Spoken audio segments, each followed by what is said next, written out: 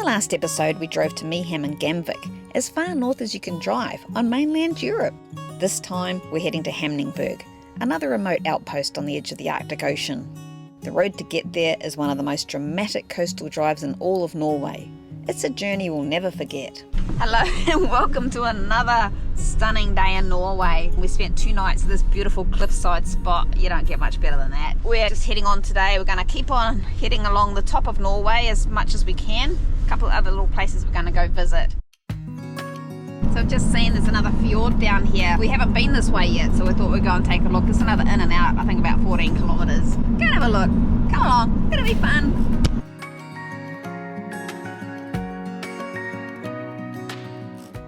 I just really love this landscape. It's beautiful. And the sun is shining and it feels really warm today in the car. Probably not so warm when I go outside.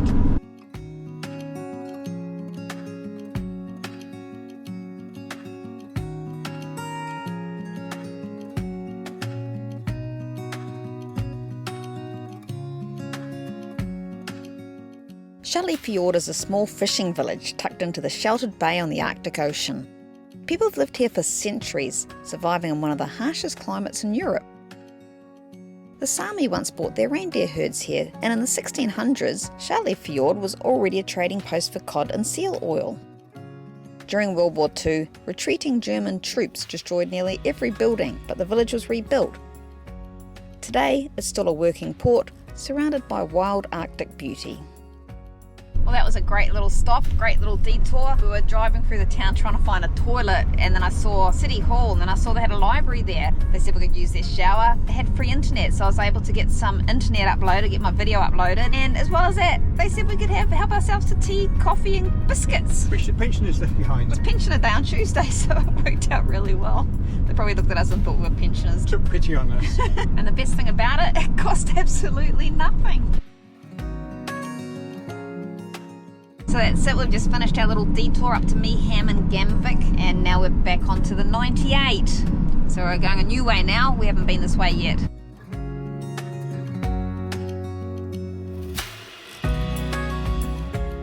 Really feels like we're just driving along the top of the world here, and I guess we are really. You know, how often are you have to drive this far north?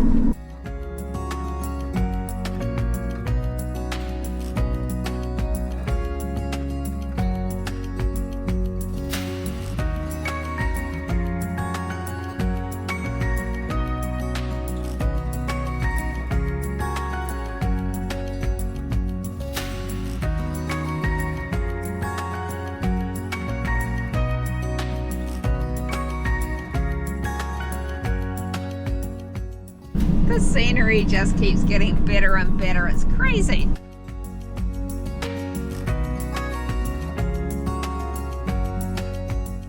I don't usually like to pay attention to the prices here, but we just stopped at the service station, got a Coke and some chocolate. It cost 20 New Zealand dollars. Yeah, so that's probably the worst I've spent on anything. And the stupid thing is, we went to the shops this morning, but I didn't buy chocolate because I'm trying to be good. And all this way I've been thinking I just want chocolate. And we don't normally drink Coke, so I don't know what that was all about. Very cool looking bridge coming up.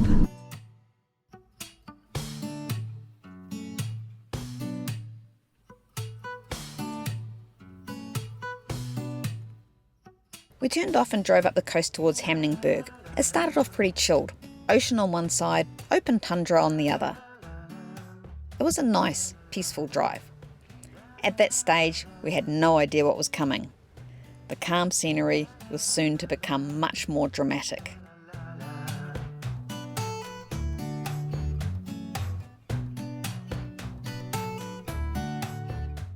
So it's that time of day we're starting to look for camping spots. We found this little spot. But I don't think we're going to stay. I think I want to keep moving. There's too many people here.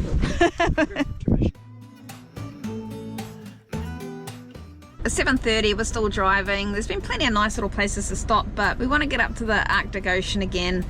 It's a nice evening. We really want to show you guys the midnight sun. It hasn't been very nice, the weather. It's a nice evening, so we thought tonight would be a good night to do it. It's 20 to 8 at night, how high in the sky the sun still is.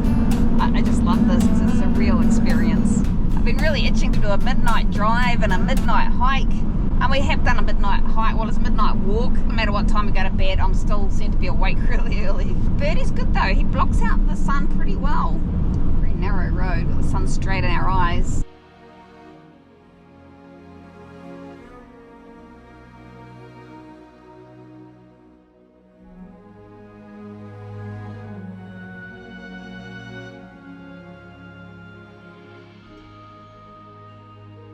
This is what I love about Norway. It doesn't matter if you turn left or right, you're met with incredible scenery either way. This stretch of road was absolutely unreal, with its ridiculously narrow winding road. And what made it even more special was how different it felt compared to our drive up to Meeham.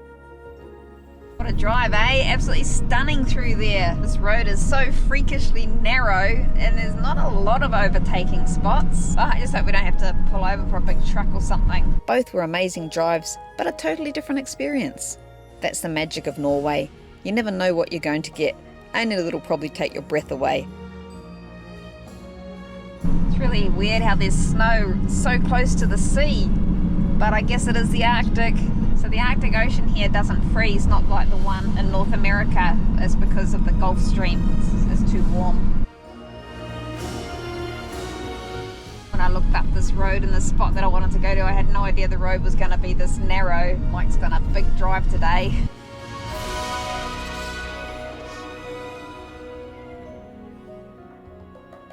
Really feel like we're in the middle of nowhere, on the edge of the world.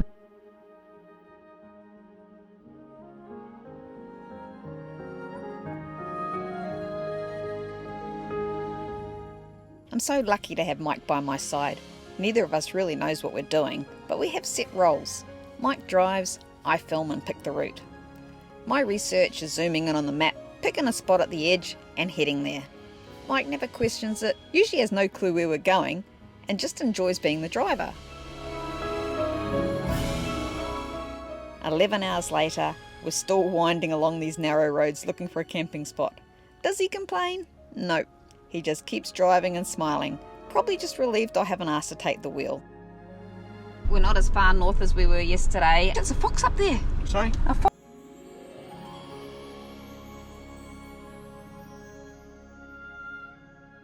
Not as far north as we were yesterday. Yesterday we were at 71.05. Today we're at about 70.5. That's still pretty high.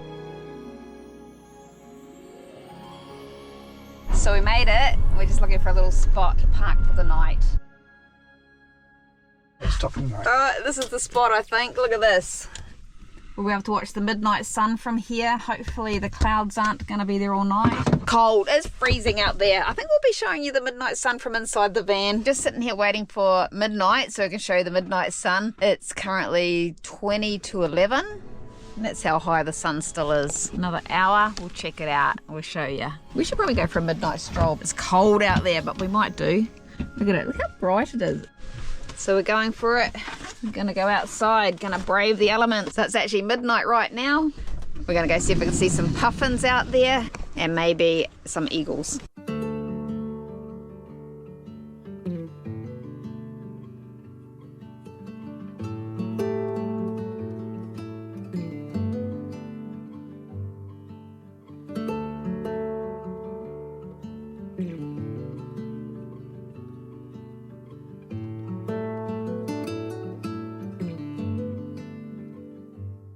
It was a really nice walk out there, but oh man, it was cold and my eyes were watering and they were stinging.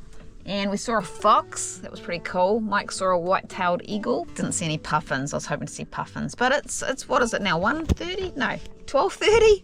And it's still daylight as anything. I just think this is so crazy, so surreal. I love it. This is how we block out all the light. So first of all, we put this one down.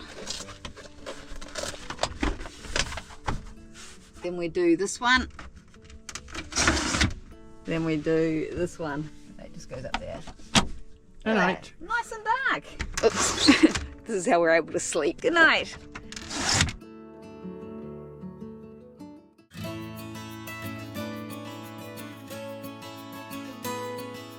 Good morning and welcome to another day in Norway. How's this for a place to wake up? It's so beautiful.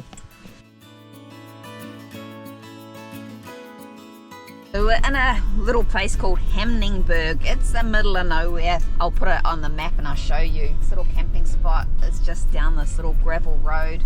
There's hardly anybody here, I can't believe it. That road coming in last night was quite freaky. I was quite glad we came in late because we passed nobody. But going back today might be a different story. What a nice little town. It's just funny how the blue skies make the day look completely different. And that's it, we're at the end of the road. Now we just got to turn around and go back.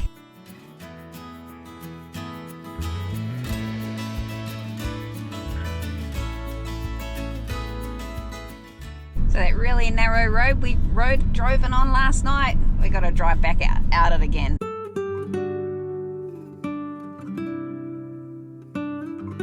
Pretty colours.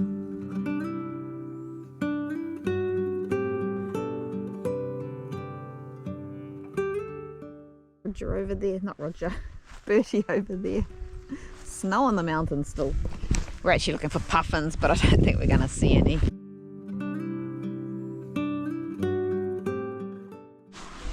Size these big rocks here. I don't know where Mike's gone.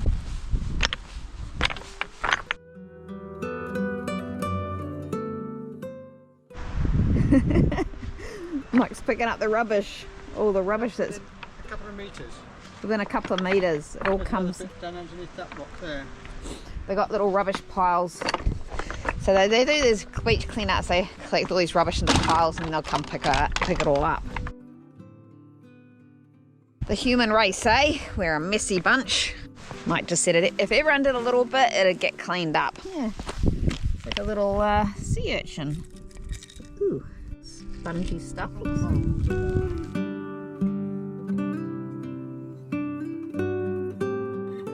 Up here in the far north, these rocks tell a story written over millions of years. These thin, brittle layers are slate. Water seeps into tiny cracks, freezes, expands, and slowly splits the rock apart. What's left is this neat, broken texture.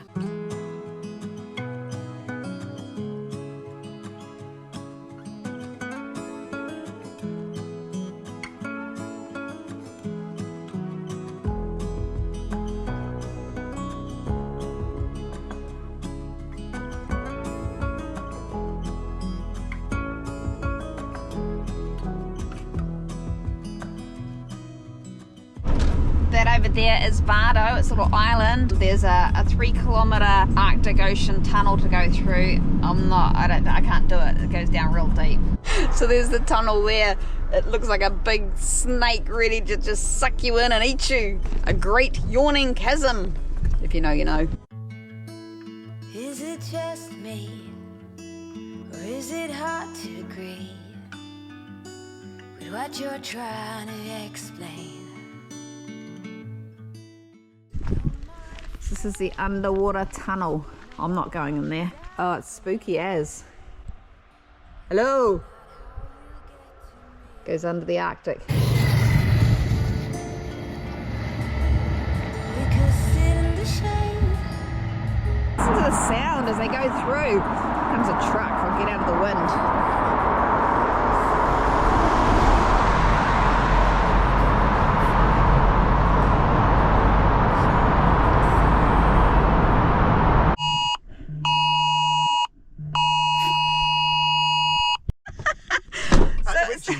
So we just pulled in off the road at the witch's place and our phones start going crazy with that warning. And I thought, oh my God, and we're in a rock slide area. Ugh. The witches have come to get us. It's a test. It was just a test. We're at Domen and it's associated with witch trials in Finnmark in the 17th century. Vardo was a site of approximately 70 witch trials between 1601 and 1663. This was a large number since there were only a couple of hundred inhabitants in the area at the time. According to folklore, Vardo and Domen became infamous as the end of the world, and the entrance to hell was said to be somewhere around Domen or Vardo. I think this tunnel looks like the entrance to hell, don't you? And so witches flew to Domen to meet the devil for Sabbath. So the structure has just been put here to shelter from the wind, so you can just sit here and enjoy the Arctic Ocean or the Barents Sea. It's tinted pink to stop birds flying into it. Vardo out there where that tunnel goes to. Witch's Cauldron. So that land you can see out there, we're pretty sure that's Russia. So that was kind of a bit of a spooky stop. First of all, as soon as we pulled in, the alarm's going off on our phone. And then as we're walking over there, this weird noise coming up through the valley. It was weird. Beware of the witches. I actually had my palm read once when I was younger, and I was told I was a witch in a past life. Beware of the witch. Past life. Anyway, she said there was nothing to worry about. She said witches are just healers. They're not necessarily bad people. That's what you'd like to believe.